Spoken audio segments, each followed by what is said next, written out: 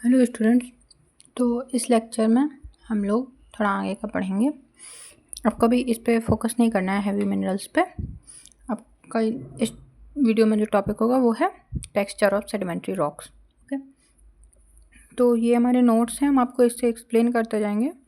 बाकी एडिशनल जो भी एड ऑन करना होगा आपको आपके नोट्स में वो हम बोलते जाएंगे, तो आप लिखते जाइएगा। जो भी हमें लगेगा कि ये लिखाना ज़रूरी है उसको हम लिखा देंगे। ओके, बाकी हम आपको इसके थ्रू एक्सप्लेन करते जा रहे हैं जिससे कि हमारा टाइम बच जाए थोड़ा, नहीं तो वीडियो टेक्सचर की बहुत लंबी हो जाएगी। और टेक्सचर वैसे भी 2 पार्ट में कवर करेंगे, तो ये पार्ट 1 है, पार्ट 2 इसके बाद देख लेना आप। ओके, तो टेक्सचर होता क्या है? टेक्सचर 2 चीज़ें होती हैं किसी भी रॉक में, एक तो टेक्सचर होता है और दूसरा स्ट्रक्चर होता है।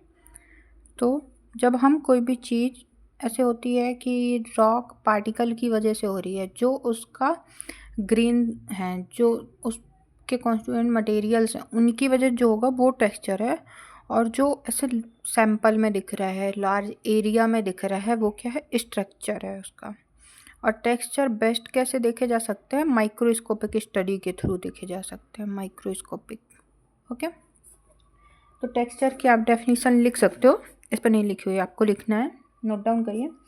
लीजिए कि the term texture refer to the pattern formed within a sedimentary rock by the constituting grains. This can best studied under a microscope. Okay, so ये हो गई आपकी डेफिनेशन। अब आप अपने अकॉर्डिंग जो आपको समझ है उसके अकॉर्डिंग आपको कमेंट सेक्शन में लिखना है कि टेक्सचर और स्ट्रक्चर में क्या डिफरेंस होता है। ओके, तो ये आज का आपका होमवर्क है। और आप लोग किसी भी दिन का होमवर्क कंप्लीट नहीं करते हैं तो प्लीज़ रिप्लाई किया करिए। हर लेक्चर में बोलना होता है हमको कि आप रिप्लाई कर दिया करिए। ओके, सो या लिखिए सिग्निफिकेंस क्या क्या होता है। ये agent of transportation, mode of transportation, paleo environment, paleo climatic condition, और क्या उसका प्रोविंस था या फिर सोर्स एरिया क्या था, ये सारी चीज़ों की इंफॉर्मेशन देता है। तो हेडिंग डाल के दूसरा सिग्निफिकेंस ऑफ टेक्सचर, उस पर लिख सकते हैं agent of transportation, mode of transportation, paleo environment, paleo climatic condition, characteristic of province and source rock. Okay, अब उसके बाद में हम लिखते हैं पहले आपका जो क्लास्टिक रॉक का है, फिर लिखेंगे नॉन क्लास्टिक का क्या होता है। एक और छोटा सा टर्म है जो आपने स्टडी में कई बार देखा होगा, मैट्रिक्स एंड सीमेंट। तो इनमें क्या डिफरेंस होता है? क्या बताएगा? Matrix supported, cement material, cementing material. तो मैट्रिक्स एंड सीमेंट, जो क्लास्टिक होता है नेचर का, ये होता है मैट्रिक्स। और जो केमिकली प्रेसिपिटेटेड मटेरियल है वो होता है आपका सीमेंट। तो जो मैकेनिकल ओरिजिन के फ्रेमवर्क होंगे और फ्रेमवर्क ग्रेन को एक साथ ज्वाइंट करेगा, या तो वो उसी का कंपोजिशन का फाइनल ग्रेन मटेरियल हो सकता है या फिर कोई दूसरा भी हो सकता है। तो वो क्या होगा? वो होगा आपका मैट्रिक्स। और जो केमिकली प्रेसिपिटेट हो रहा है वो क्या होगा? सीमेंट मटेरियल होगा। इसके बारे में भी हम लोग डिटेल में भी बाद में डिस्कस करेंगे, आपको बीच में कन्फ्यूजन क्रिएट ना हो इसलिए बताया है। ओके, तो अब हेडिंग डालिए आप क्लास्टिक सेडिमेंट्री रॉक्स टेक्सचर। ये क्लास्टिक रॉक्स क्या होती हैं, नॉन क्लास्टिक रॉक क्या होती हैं, ऑर्थोजिनस, टेरेजिनस, एलोकॉमिकल, ये सारी चीज़ें हम लोग इससे पहले वाले लेक्चर में पढ़ चुके हैं। तो आपको आई थिंक अब इसमें कोई भी स्ट्रेस नहीं हो रहा होगा कि ये क्या रॉक होती हैं। और अगर आपने प्रीवियस वाले में नॉमेनक्लेचर क्लासिफिकेशन नहीं पढ़ा हुआ है रॉक का, तो आप पहले उसको देखो फिर इसको देखना। ओके, सो पहला है हमारा क्लास्टिक रॉक। अब क्लास्टिक रॉक में फर्स्ट क्या है? Grain shape. तो ऐसे लिखिए क्लास्टिक रॉक टेक्सचर, उसका फर्स्ट है ग्रेन शेप। अब ग्रेन शेप के अंदर आपको हेडिंग डालनी है स्फेरिसिटी, और फिर अब स्फेरिसिटी के अंदर लिखना है, इस तरीके से आपको लिखना है इसको। सो स्फेरिसिटी क्या होती है? स्फेरिसिटी जो टर्म है वो किसने दिया था? वेडल ने दिया था। जिसमें का मीनिंग क्या होता है, जो वेडल ने दिया है आपका स्फेरिसिटी, वेडल ने दिया, और जो उसको मैथमेटिकली डेवलप किया था वो किसने किया, क्रोम्बिन ने किया। और इसका मतलब होता है कि जो 3 डायरेक्शन है, 3 डायरेक्शन कौन कौन सी होती हैं, A B C, A B C 3 direction होती हैं, जिसमें जो लॉन्गेस्ट एक्सिस है वो आपकी ए, जो स्मॉल है, जो इंटरमीडिएट है बी, और जो स्मॉलेस्ट है सी। अब ये होगा आपका अलग अलग उसके बेस पे होगा कि क्या होगा, पर एक जो जनरल ऑर्डर है हर जगह आपको यही रखना है। स्ट्रक्चर में भी जब हम यूसीएस टीसीएस वगैरह पढ़ें तो वहाँ भी एक ऐसा ही आता है रिलेशन। मिनरोलॉजी में भी लगभग सेम ऐसे ही आपका बनती हैं एक्सिस। अब जैसे ये पेन है तो ये लॉन्गर एक्सिस है ऐसा, तो ये कौन सी होगी, ए एक्सिस है, ये बी एक्सिस है, और इसकी ये सी एक्सिस है। ओके, तो ये एक्सेस होती हैं। जब ये सारी एक्सेस सेम होंगी, सेम लेंथ की होंगी, तो वो क्या करेंगे, हाईएस्ट स्फेरिसिटी को शो करेंगी। और जब वो अलग अलग होंगी तो क्या करेंगे, अलग अलग टाइप के शेप फॉर्म करेंगे। जैसे ये है पेन है, इसमें 2 तो हैं सेम, पर तीसरी क्या है, बहुत बड़ी है, तो ये स्फेरिसिटी नहीं, ये इलोंगेटेड है। एक एक्सेस बहुत लंबी है और बाकी 2 छोटी छोटी हैं, इसलिए। अब आप को स्फेरिसिटी समझ आ गई हो। स्फेरिसिटी का फॉर्मूला क्या होता है, surface area of the particle upon surface area of sphere of equal volume, या फिर diameter of inscribing circle upon diameter of circumscribing circle. ये अभी आपको समझाते हैं, पहले आप इसकी डेफिनेशन लिख लीजिए स्फेरिसिटी की। Okay, so the term sphericity was introduced by Weddell if all 3 axes have about the same length. A practical particle has high sphericity. So if all 3 axes have about the same length, a particle has high sphericity. If the axes differ markedly in length, the particle has low sphericity. A formula for expressing the relationship mathematically was developed by Crumbin, which yield a mathematical value. Sphericity equal to surface area of the particle upon surface area of a sphere of equal volume. मान लीजिए ये आपका कोई particle है, तो एक तो हो गया इस पार्टिकल का सरफेस एरिया, और रॉक पार्टिकल है वो ऐसा तो होगा नहीं, रॉक पार्टिकल है वो ऐसा कुछ होगा, मतलब ऑलवेज तो ऐसा नहीं मिलेगा ना, ऐसा मिलेगा। तो सरफेस एरिया और फिक्वल वॉल्यूम ऑफ स्फीयर, तो जितना लगभग इसका वॉल्यूम आ रहा है उतना ही वॉल्यूम जिस स्फीयर का आएगा वो स्फीयर, ठीक है ऐसा।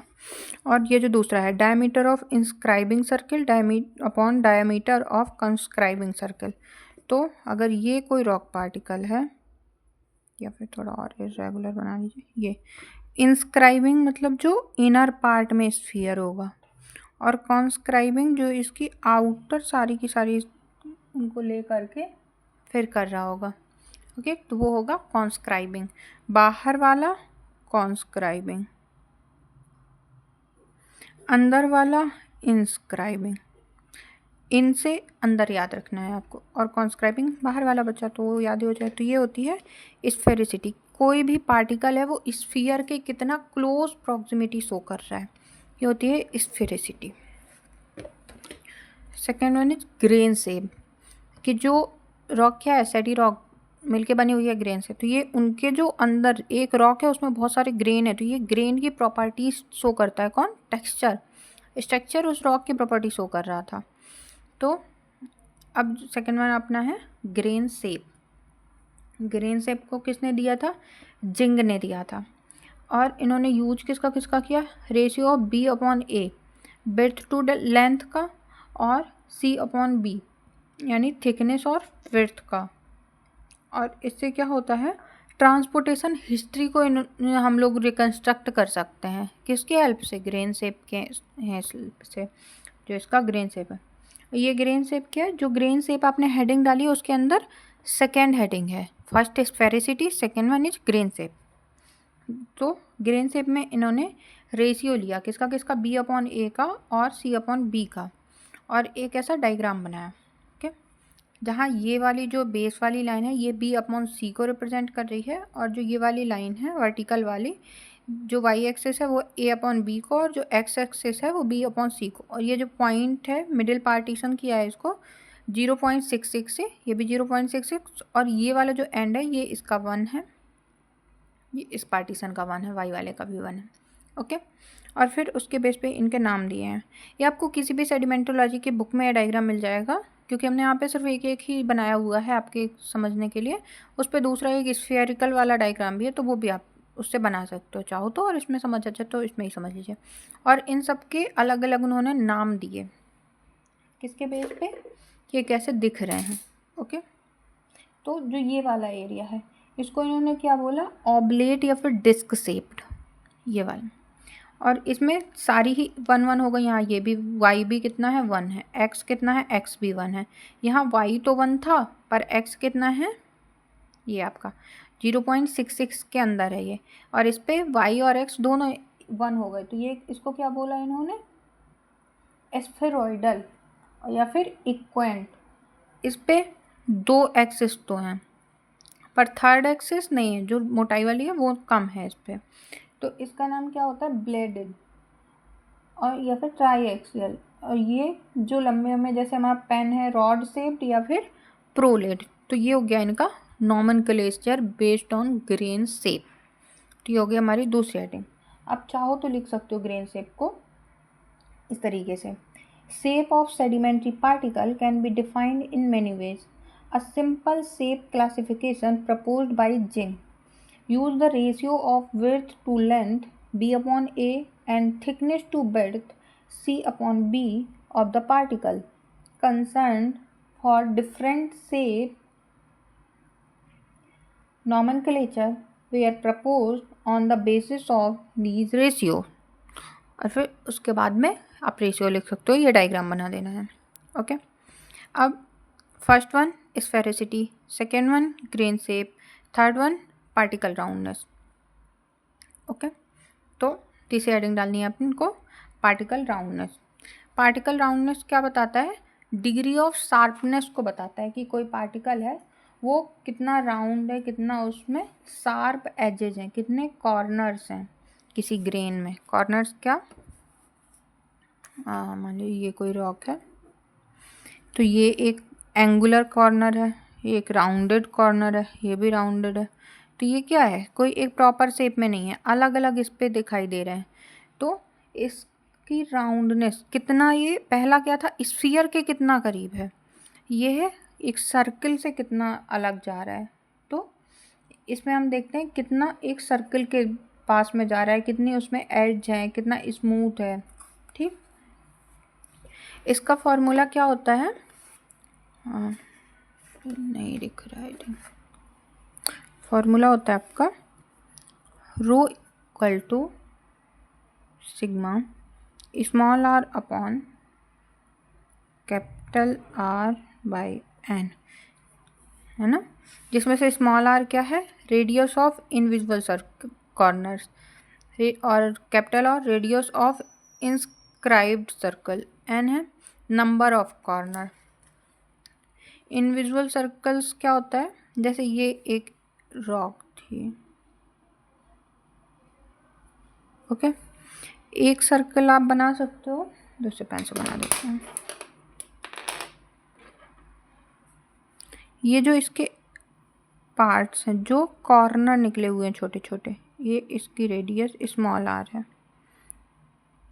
ये जो है इसकी रेडियस स्मॉल r2, एक यहाँ बन सकता है, तो ये स्मॉल r3, ये हो गया स्मॉल r4, और एक बन जाएगा जो कि सारा कुछ टच कर रहा है आपका और इसके ही अंदर ही है, पर ये लार्जेस्ट सर्कल है, ये है कैपिटल और n क्या है, इन छोटे छोटे सर्कल्स का नंबर, कितने नंबर्स में है। ओके, सो सिग्मा r का मतलब सिग्मा r इक्वल टू हो जाएगा r1 plus r2 plus r3 plus r4 divide by capital R divide by n।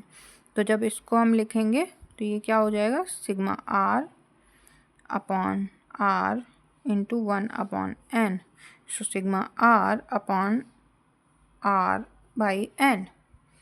तो ये हो गई हमारी कितनी राउंडनेस है। ओके, हाँ समझ आ गया होगा आई थिंक, नोट डाउन कर लीजिएगा इसको अपने समझने के लिए।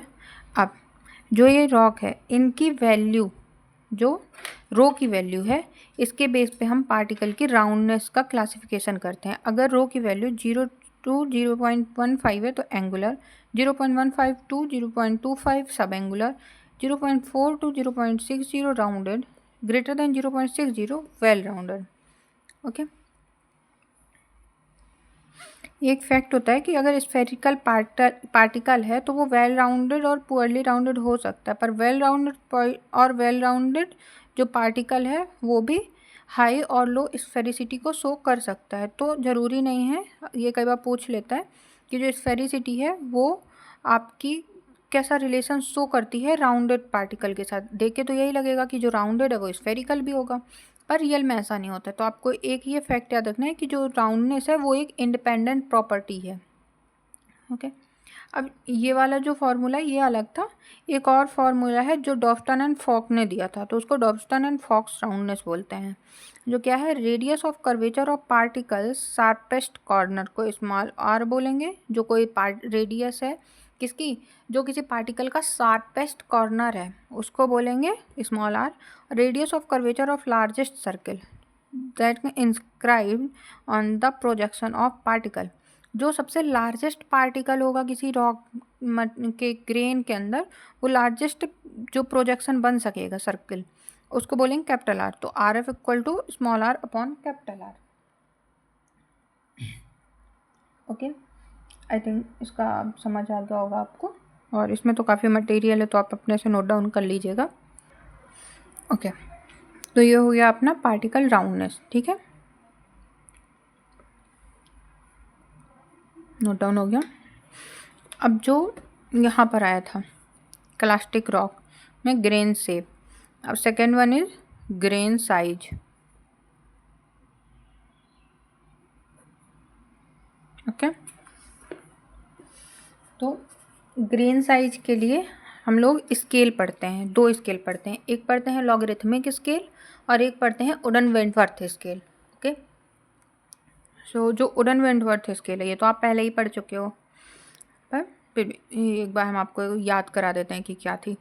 उडन ने फर्स्ट इसको दिया था, देन वेंटवर्थ ने इसको मॉडिफाई किया था, और ये एक अर्थमेटिक स्केल होती है या फिर जियोमेट्रिक स्केल होती है।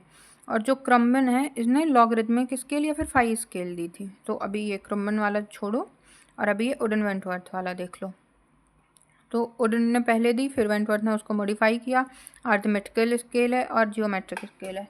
अब जो आप लोगों ने ग्रेन साइज पहले पढ़ा था, इसके पहले वाले लेक्चर में हम लोगों ने ग्रेन साइज के बारे में डिस्कस किया था। कैसे किया था? बालचंद पीजी में रह के एसएससी की तैयारी कर रहा था। कौन से? Boulder, cobble, pebble, gravel, sand, silt, clay. इनके ग्रेन साइज आप अपने पीछे वाले लेक्चर की नोट से लिखोगे। ओके, और आप चाहो तो वो पूरा का पूरा क्लासिफिकेशन ही लिख सकते हो कि बोल्डर्स को कैसे, कितना साइज है, कॉबल कितना है, सैंड को कितने पार्ट में डिवाइड किया, 3 पार्ट हैं, 4 पार्ट हैं, जो भी उस पर लिखा था वो पूरा का पूरा आपको इस पर लिखना है। वो जो ग्रेन साइज वहाँ लिखाया था वो उडन वेंटवर्थ स्केल ही होती है, बस वहाँ पे हम लोग ग्रेन साइज नाम से नहीं पढ़ते हैं कौन सी स्केल है। ठीक है, ये हो गई वुडन वेंटवर्थ स्केल। इसके बाद में तो ये कहाँ से कहाँ तक की होती है? 1/256 से कम से लेके और ग्रेटर देन ग्रेन साइज इससे कम से लेकर के ग्रेटर देन 256 तक होता है। ओके, तो ये हो गई आपकी वुडन वेंटवर्थ स्केल। अब दूसरी जो स्केल है जो किसने दी थी? क्रम्बन ने दी थी। क्रम्बन ने कौन सी दी है? Logarithmic phi scale. इसमें क्या होता है? फाई की वैल्यू फाइंड करते हैं। फाई होता है माइनस log2d। जो d है वो क्या है? डायमीटर ऑफ ग्रेन, जो भी ग्रेन है उसका डायमीटर है। मान लीजिए अगर डायमीटर दिया हुआ है, जैसे यही कमाने, हम बोल्डर कमाने, तो आपको ये याद नहीं रखना पड़ेगा, आप इसे डायरेक्टली सॉल्व कर सकते हो। और ये फॉर्मूला भी आता है, जो अभी इस साल का सेट का पेपर हुआ एमपी सेट का, उसमें इससे क्वेश्चन आया हुआ था। और मैक्सिमम लोगों का कन्फ्यूजन कहाँ पे हुआ होगा? माइनस साइन पे। तो इसका खास ध्यान रखना है आपको कि आगे माइनस है लॉगरिथमिक स्केल में। चलिए एक log2 का आपको सॉल्व करा देते हैं। ओके, अगर फाई की वैल्यू है 256, ग्रेन साइज का, सॉरी, डी इक्वल टू इतना आपको दिया हुआ है, तो फाई की वैल्यू क्या होगी, फाई माइनस लॉग 2, डी है 256। अब phi equal to minus log 2। अब अगर आधार, इसको आधार बोलते हैं, अब आधार और बेस ये अगर दोनों सेम होते हैं तो क्या होती है, इनकी वैल्यू होती है 1। तो हम कोशिश करेंगे कि ये 2 की घात में आ जाए, 2 की पावर में आएगा तो क्या हो जाएगा, इसकी वैल्यू 1 हो जाएगी। तो 256 क्या होता है, 8 है ना, हाँ। तो फाइव इक्वल टू क्या आ गया, माइनस, और जब ये दोनों एक होते हैं तो क्या होता है, जो घात में होता है वो यहाँ आ जाता है। ये सिंपल लॉग के फॉर्मूलेस होते हैं जो हम लोग 10th 12th में पढ़ते हैं। फाइव इक्वल टू -8 हो जाएगी, क्योंकि इसकी वैल्यू तो 1 हो गई, -8 इंटू 1, तो फाइव इक्वल टू -8। सॉरी, दिखाई दिया होगा आपको। तो इस तरीके से अपन फाइव की वैल्यू कैलकुलेट करते हैं, ठीक है। ये होती है आपकी लॉगरिथमिक स्केल,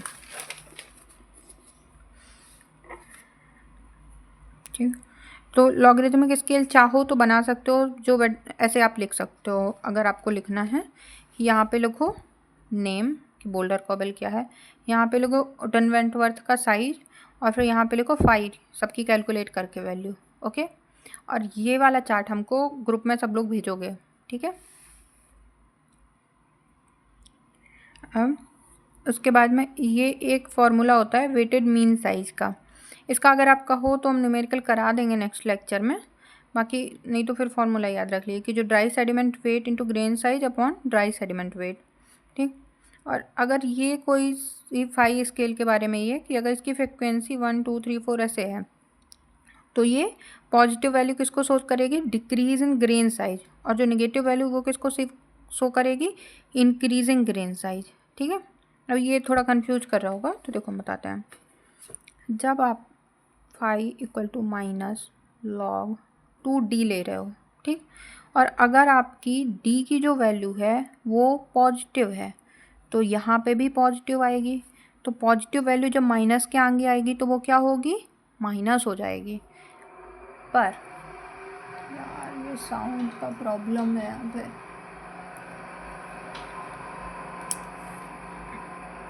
थोड़ा देख लेना है जो भी है। और अगर माइनस वैल्यू रखेंगे तो क्या होगा, डी की वैल्यू अगर निगेटिव होगी तो जो यहाँ की निगेटिव वैल्यू होगी वो आगे आके क्या हो जाएगी, फाइव की वैल्यू को पॉजिटिव बना देगी। तो इसीलिए जो नेगेटिव वैल्यू है वो क्या शो करती हैं, इंक्रीजिंग ग्रेन साइज, और जो पॉजिटिव वैल्यू है वो शो करती हैं पॉजिटिव ग्रेन साइज को।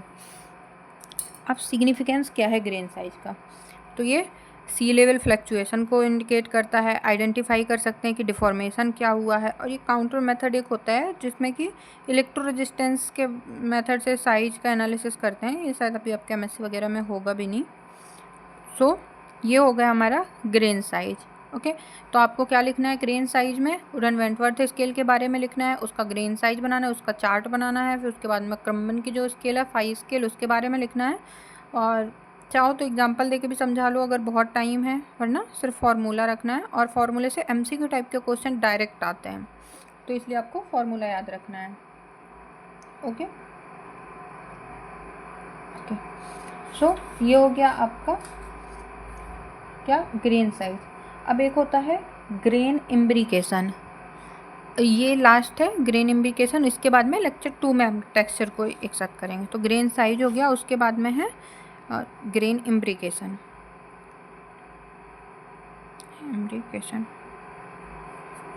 इम्ब्रिकेशन का सिंपल सा मीनिंग क्या होता है, इस पे कि वो किस तरीके को, किस डायरेक्शन में आपका डिफ्लेक्ट कर रहा है। वो मेनली पेलियो करंट डायरेक्शन को इंडिकेट करता है। जैसे ये रहा ग्रेन इम्ब्रिकेशन, ये डिटरमाइन करता है पेलियो करंट डायरेक्शन को। इम्ब्रिकेशन एंगल का जो डायरेक्शन होगा वो हमेशा क्या होगा, अपोजिट होगा फ्लो डायरेक्शन के। इम्ब्रिकेशन ऐसे शो करता है, मान लीजिए ये कोई सा बेस है, यहाँ पे कोई ग्रेन है,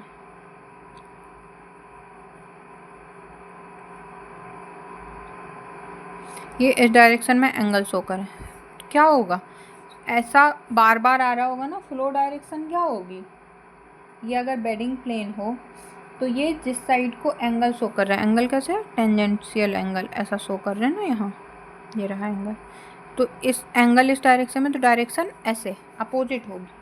तो ये क्या शो करेगा, पेलियो करंट कि बार बार ऐसे ही मूव कर रहा था। जब ऐसे बार ये पेन है मान लो, अब इस डायरेक्शन से हवा चल रही है, तो ये पेन क्या होगा, एक टाइम के बाद में ऐसा टिल्ट शो करेगा। तो इसका जो ये एरिया है, इसके हमेशा अपोजिट में आपको डायरेक्शन देखने मिलेगी, तो पेन इस डायरेक्शन में टिल्ट कर रहा होगा। ठीक, तो ये शो करता है इम्ब्रिकेशन। इसमें आप चाहो तो लिख सकते हो, when discoid clouds are moved in a flow of water, they are preferentially oriented and may stack up in a form known as imbrication. Significance क्या है इम्ब्रिकेशन का, determination of paleo current direction. Okay, imbrication angle किसके किसके बीच में होता है, angle होता है बिटवीन प्लेन कंटेनिंग ए और B axis with the bedding plane. यानी मान लो ये बेडिंग प्लेन है, ये आपका मटेरियल है बेडिंग प्लेन, और ये ए या फिर बी एक्सिस है जो भी, तो इनके बीच में शो करता है आपका। ठीक, तो ये हो गया ग्रेन इम्ब्रिकेशन। अब जो नेक्स्ट हम पढ़ेंगे वो पढ़ेंगे grain sorting, textural maturity, textural inversion. ये सारी चीज़ें हम नेक्स्ट लेक्चर में कवर करेंगे। Okay, so thank you. और वो हमें ग्रुप में सब लोग पर्सनली भेजोगे, ठीक है, जो हमने आपको होमवर्क दिया है कि वो टेबल बना के भेजनी है। So thank you very much.